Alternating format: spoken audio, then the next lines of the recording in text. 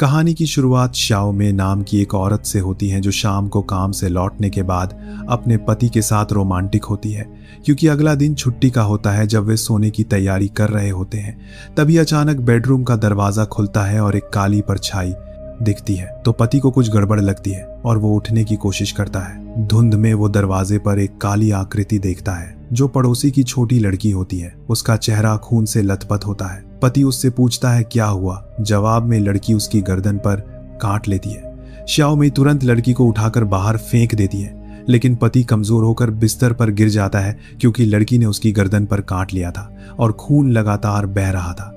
दरवाजे पर लड़की के बार बार टकराने की आवाज आती है। शाओ में जल्दी से पति को पट्टी बांधती है और इमरजेंसी नंबर डायल करती है, लेकिन हर बार व्यस्त टोन आता है तभी बेहोश हो चुका।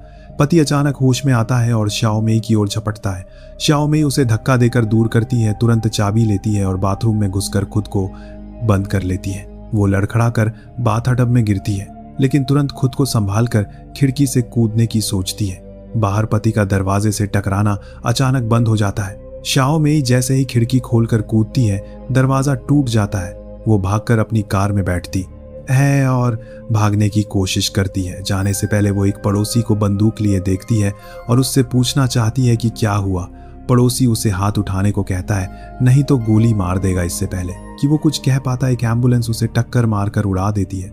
शाओ मेई चारों ओर देखती है और महसूस करती है कि कभी शांतिपूर्ण रहा ये कस्बा अब एक भयानक दृश्य में बदल चुका है। उसके पीछे से जोरदार आवाज आती है। उसका ज़ॉम्बी बना पति उसका पीछा कर रहा होता है। शाओ मेई कार में तेजी से भागती है और मुख्य सड़क पर देखती है कि वहां बहुत सारे ज़ॉम्बी हैं। रेडियो पर अलग अलग जगहों के हालात बताए जा रहे होते हैं। जैसे ही वो खतरे वाले इलाके से बाहर निकलकर थोड़ी देर रुकना चाहती है, दो मजबूत आदमी उसे लूटने की कोशिश करते हैं और उसे कार से बाहर खींचने लगते हैं। शाओ मेई उन्हें धक्का देती है, एक्सीलरेटर पर पैर रखती है और कार एक रेलिंग से टकराकर पुल के नीचे गिर जाती है और वो बेहोश हो जाती है। होश में आने पर जब वो कार से बाहर निकलती है तो एक बंदूक उसकी कनपट्टी पर रखी होती है। ये ब्लैक कॉप नामक एक पुलिस अधिकारी होता है। उससे बात करने के बाद ब्लैक कॉप सुनिश्चित करता है कि वो ज़ॉम्बी नहीं है और उसे अपने साथ ले जाता है। कुछ देर बाद वे बचे हुए लोगों के एक और समूह से मिलते हैं। एक गर्भवती महिला जिसका नाम शाओ होंग है, उसका पति आंद्रेई और एक गोरा आदमी। ब्लैक कॉप आगे जाना चाहता है, लेकिन गोरा आदमी उसे बताता है कि आगे बहुत खतरा है। ब्लैक कॉप पास्टर दुर्ग के बारे में पूछता है जो सुरक्षित माना जाता था। गोरा आदमी कहता है कि अगर तुम उड़ सकते हो तो वो सुरक्षित है, लेकिन जमीन पर हर जगह ज़ॉम्बी हैं। उनके समूह में पहले 8 लोग थे, अब सिर्फ 3 बचे हैं। वे अब एक शॉपिंग मॉल में शरण लेने जा रहे हैं जहां ज्यादा सामान है। ब्लैक कॉप और शाओ मेई भी उनके साथ जाने का फैसला करते हैं। मॉल के दरवाजे पर पहुंचते ही एक टूटी बांह वाला ज़ॉम्बी उनकी ओर लंगड़ाता हुआ आता है।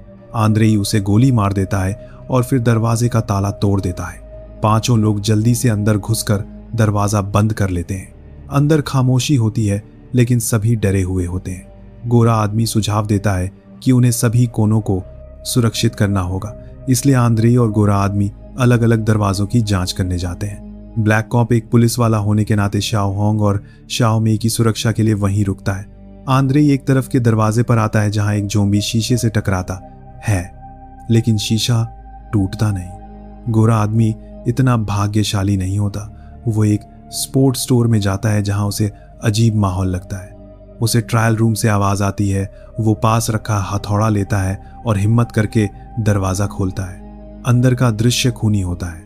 एक ज़ॉम्बी उसे जमीन पर गिराकर खाना चाहता है। घबराहट में गोरा आदमी पास पड़ी लकड़ी उठाता है और ज़ॉम्बी के सिर में घोंप देता है, जिससे उसका दिमाग बाहर निकल आता है। शाओ मेई और ब्लैक कॉप लड़ाई की आवाज सुनकर उस ओर जाते हैं। तभी एक ज़ॉम्बी शाओ होंग को पकड़ लेता है। ब्लैक कॉप शाओ होंग को चोट न पहुंचे इस डर से बंदूक के कुंदे से ज़ॉम्बी को मारता है। ज़ॉम्बी उसे मॉल के पानी के कुंड में खींच लेता है। जब दोनों लड़कों दार में रहे होते हैं, शाओ मेई पास पड़ी बंदूक उठाती है और आंखें बंद करके ज़ॉम्बी को गोली मार देती है। अब वे समझ जाते हैं कि पहली मंजिल सुरक्षित नहीं है और वे दूसरी मंजिल पर जाने का फैसला करते हैं। जैसे ही लिफ्ट खुलती है, 3 सुरक्षा गार्ड उन पर बंदूक तान देते हैं।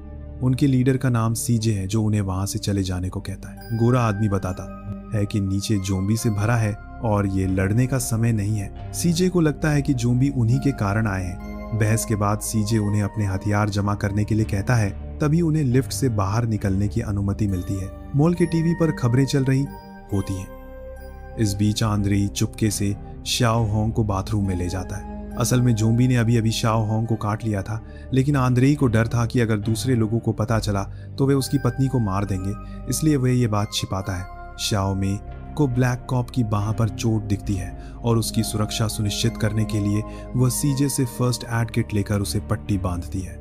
आराम करने के बाद आदमी पहली मंजिल पर जाकर सभी जोम्बी को मार डालते हैं। फिर वे छत पर जाकर पेंट से बचाव का संकेत लिखते हैं और जोम्बी की लाशों को फेंक देते हैं। वे देखते हैं कि जोम्बी लगातार मॉल की ओर आ रहे हैं। शायद अपनी पुरानी यादों के कारण वे उन जगहों पर इकट्ठा हो रहे हैं जहां भीड़ हुआ करती थी।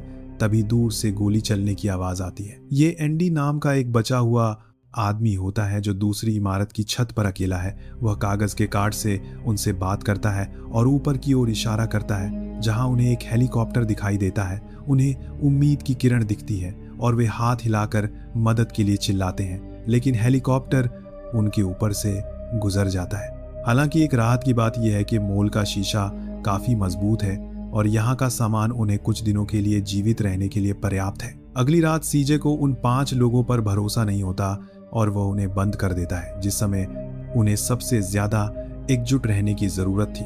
उसी समय उनमें आपसी झगड़ा हो जाता है। गोरा आदमी एक विचार देता है, लेकिन आंद्रेई गुस्सा होकर उसे बकवास न करने को कहता है।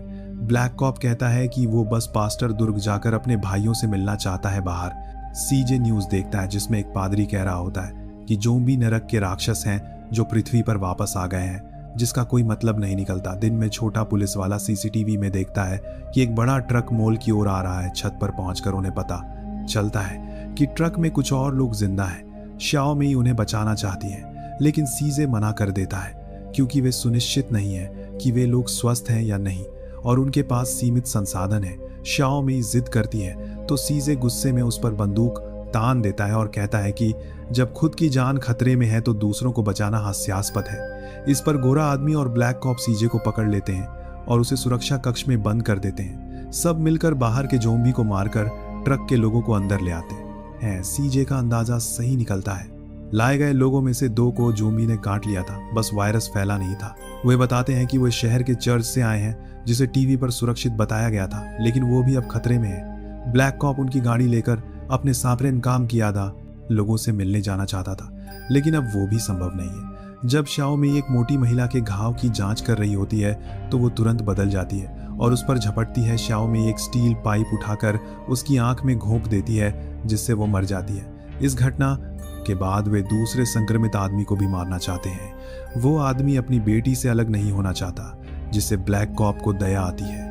जब आदमी बदलने वाला होता है तभी ब्लैक कॉप उसे गोली मारकर आजादी देता है। अगले कुछ दिनों तक बचे हुए लोग आराम से रहते हैं। ब्लैक कॉप दूसरी बिल्डिंग के एंडी के साथ दूर से चेस खेलता है। खाने को आवश्यकता अनुसार बांटा जाता है और वे मॉल के कपड़े जूते इस्तेमाल करते हैं। वे अब नीचे जमा जोम्बी से नहीं डरते और उन पर गोली चलाने का खेल खेलते हैं। एंडी एक शानदार निशानेबाज है और बताए गए जोम्बी को मार देता है। समय के साथ आंद्रेई की गर्भवती पत्नी शाओ होंग का प्रसव का समय आ जाता है। वह चुपके से एक छोटे कमरे में बच्चे को जन्म देने की तैयारी करती है। तभी एक आंटी उसे देख लेती है, लेकिन तब तक शाओ होंग का चेहरा बदल चुका होता है। बच्चे के पेट फाड़कर बाहर आने से पहले आंद्रेई डर जाता है कि कहीं ये बात बाहर न फैल जाए। वो अपनी बंदूक निकालता है और वे दोनों एक हल्की सी मुस्कान के साथ एक दूसरे को मार डालते हैं। शाओ मेई और अन्य लोग आवाज सुनकर भागते हैं। आंटी अंतिम सांस ले रही होती है और उन्हें सब बताती है और मर जाती है। शाओ मेई देखती है कि महिला का बच्चा एक जोम्बी बच्चा है जिसे जिंदा नहीं छोड़ा जा सकता। मॉल में फिर से गोलियों की आवाज गूंजती है। थोड़े समय के आराम के बाद असली समस्या आती है मॉल की। बिजली कट जाती है। सीजे और उसके आदमी बेसमेंट में जनरेटर की जांच करने जाते हैं। उन्हें वहां एक कुत्ता मिलता है और उन्हें लगता है कि वहां कोई जोम्बी नहीं है, लेकिन उनका अंदाजा गलत था। जोम्बी कुत्तों में रुचि नहीं दिखाते हैं, नीचे के जोम्बी को मारने हैं। के बाद वे द्वीप पर जाने का फैसला करते हैं और अपने बड़े ट्रक को मजबूत बख्तरबंद गाड़ी में बदल देते हैं। ब्लैक कॉप एंडी को भी साथ ले जाना चाहता है, लेकिन एंडी बताता है कि वो अब और नहीं जी पाएगा क्योंकि उसके पास खाना नहीं है। वे कुत्ते के जरिए एंडी को सूखा खाना भेजते हैं। भले ही जोम्बी कुत्तों में रुचि नहीं रखते, लेकिन वे कुत्ते को गड्ढे में जाते हुए देखते हैं तो उसके पीछे पीछे जाते हैं। अंत में एंडी को जोम्बी घेर लेते हैं और वो संक्रमित हो जाता है। ठीक उसी संकट के क्षण में समूह की छोटे बालों वाली लड़की सबसे अलग हो जाती है और कुत्ते को बचाने के लिए अकेले चली जाती है। यह बहुत खतरनाक होता है, लेकिन सबको लगता है कि जान बचाना जरूरी है। वे बेसमेंट में कूद जाते हैं और नाली के पाइपों से रेंगते हुए दूसरी इमारत के नीचे एक मैनहोल तक पहुंचते हैं। दुर्भाग्य से उनमें से एक मैनहोल बंद करते समय शोर कर देता है और ज़ॉम्बी को आकर्षित कर लेता है। वे लड़ते हुए पीछे हटते हैं और एक बंदूक की दुकान में छिप जाते हैं, जहां उन्हें गोला बारूद मिल जाता है। उन्हें लगा कि उन्हें सांस लेने का मौका मिल गया, लेकिन तभी अंदर से जोरदार दस्तक की आवाज आती है। वो एंडी होता है, जो अब ज़ॉम्बी बन चुका है। ब्लैक कॉप तुरंत उसे मार देता है। अब नई समस्या ये है कि वे वापस कैसे जाएं। सीजे जल्दी से एक गैस कनस्तर निकालता है और ज़ॉम्बी की भीड़ की ओर फेंक देता है और स्नाइपर राइफल से निशाना लगाता है। धमाके के साथ ज़ॉम्बी तितर बितर हो जाते हैं और वे तुरंत नाली में कूद जाते हैं। उनका एक साथी दूसरों को बचाने के लिए ज़ॉम्बी द्वारा मैनहोल से नीचे धकेल दिया जाता है। सीजे अपने घायल साथी को खींचता है और लड़ता है, लेकिन ज़ॉम्बी बढ़ते ही जाते हैं। साथी को लगता है कि अब वो नहीं बच पाएगा, इसीलिए वो सीजे को अपनी बंदूक देता है और आराम की मौत की भीख मांगता है। बाकी लोग भागकर मॉल पहुंचते हैं और बख्तरबंद गाड़ी में बैठ जाते हैं, लेकिन ज़ॉम्बी उन्हें घेर लेते हैं और कुछ तो गाड़ी पर चढ़ने की कोशिश करते हैं। गाड़ी मुश्किल से चल पाती है। सीजे ने पहले से ही तैयारी कर रखी थी। वो छत पर चढ़ता है और फिर से ज़ॉम्बी की भीड़ पर एक गैस कनस्तर फेंक देता है। एक और बड़ा विस्फोट होता है और सामने खून से सना हुआ रास्ता बन जाता है। बख्तरबंद गाड़ी तेजी से भाग निकलती है। चलते समय ब्लैक कॉप रियरव्यू मिरर में देखता है कि एक बूढ़ा ज़ॉम्बी गाड़ी के पीछे लटका हुआ है। वो उसे चेन सॉ से मारना चाहता है, लेकिन गाड़ी अचानक तेज मोड़ लेती है और चेन सॉ उछलकर छोटे बालों वाली लड़की को लग जाता है, जिससे उसकी मौत हो जाती है। सीजे देखता है कि बख्तरबंद गाड़ी उनका पीछा नहीं कर रही है, तो वो तुरंत पलटकर वापस जाता है। पलटी हुई गाड़ी से जैसे ही एक आदमी बाहर निकलता है, पीछा कर रहे ज़ॉम्बी उसे दबोच लेते हैं। जब सीजे और बाकी लोग पहुंचते हैं तो सिर्फ ब्लैक कॉप ही जिंदा बचा होता है।